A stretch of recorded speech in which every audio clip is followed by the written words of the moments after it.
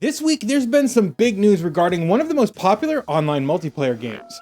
Plus, an interesting new wrinkle has hit in the hotly anticipated DeckHD mod, and we cover the new updates to the Steam Deck's beta channel. All this and more in today's video. That's right, it's Steam Deck news time. So in a victory for the right to repair movement, for the reusability of technology, and for the environment, the EU has declared that by 2027, battery-powered devices, including future versions of the Steam Deck and other handhelds, will need to have replaceable batteries. Now, this is huge news and a real win for everybody. This will allow users to remove old, malfunctioning, or diminished capacity batteries from their devices and easily replace them with new ones. This effectively allows users to extend the lifespan of their devices, and that's a win-win.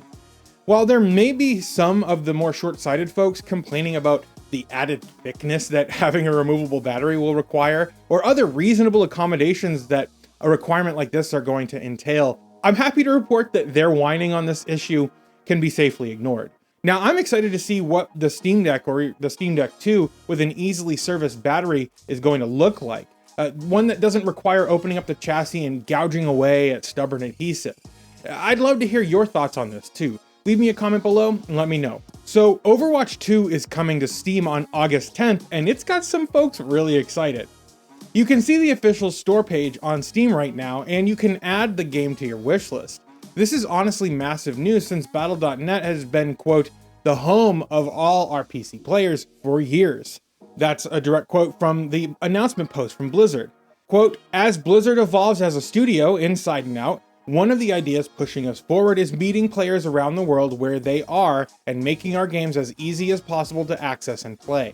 We want to give everyone a chance to experience our universes with old friends while making new ones, no matter how they choose to play.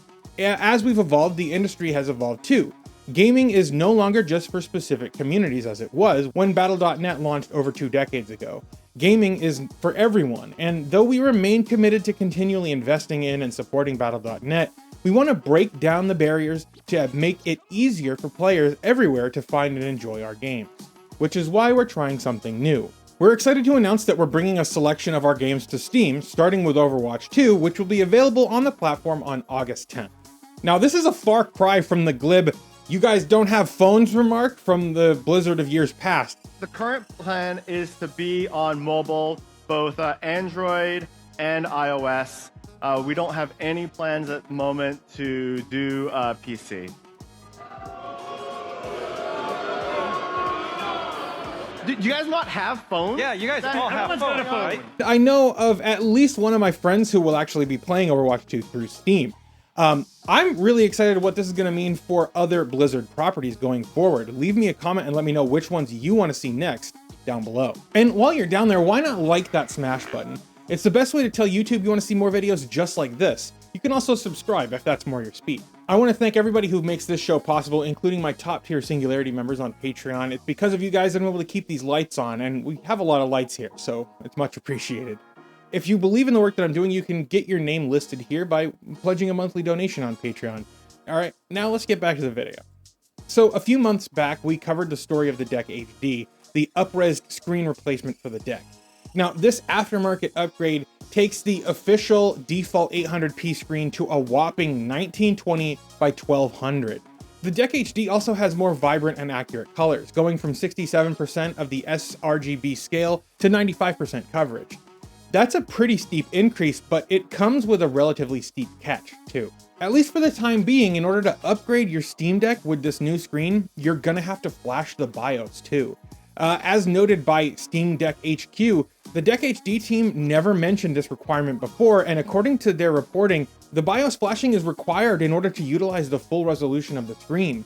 If the BIOS isn't hacked, then it's hard-coded to initialize the screen at 800p. Resulting in only the lower left portion of the screen displaying an image. Now, apparently, DeckHD are talking to Valve engineers about official support for alternative internal screen resolutions, but there's no guarantee that this will actually become a reality, so we'll see what's going to happen with that. Now, do you feel confident or brave enough to flash your Deck's firmware with a hacked BIOS? I'd love to hear your thoughts in the comments on that one. Next up, EmulationStation Desktop Edition is out now with version 2.1.1. This is an exciting release full of updates and features to satisfy virtually any gamer. The biggest changes here are an optional new dark color scheme for the menu system, scraping and viewing of PDF game manuals, aspect ratio settings for the mix image generator, improved system sorting support, and a lot more. There's a full changelog down below. EmulationStation features a robust theming system, native emulator integration, and it's a terrific front end for pretty much all your gaming needs. You can download it with the links below.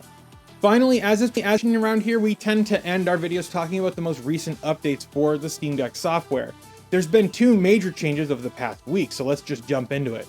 The first was on Tuesday, July 18th. They fixed a case where the wrong FPS limit could be applied on start.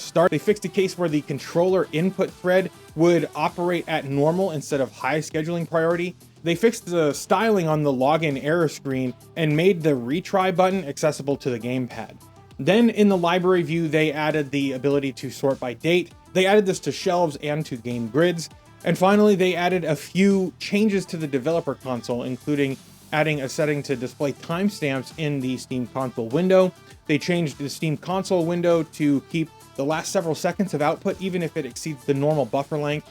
They fixed the echo command, sometimes appearing on the same line as the previous output, and they fixed the clear console command doing nothing.